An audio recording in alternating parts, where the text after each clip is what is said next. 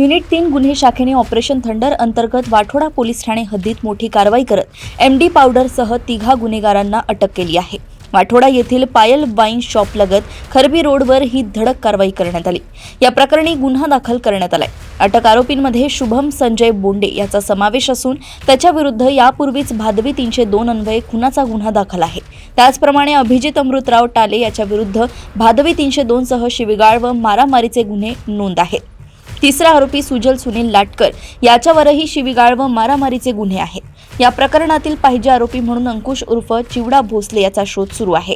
कारवाई दरम्यान पोलिसांनी 11.53 gram MD powder, 3 mobile phone तसेच लाल रंगाची ॲक्टिवा असा एकूण 1,57,650 रुपये किमतीचा मुद्देमाल जप्त केलाय। गुन्हे शाखेच्या या कारवाईमुळे परिसरातील अंमली पदार्थांच्या गप्पा पुरवठ्यावर मोठा आळा बसणार असल्याचं पोलिसांनी सांगितलंय।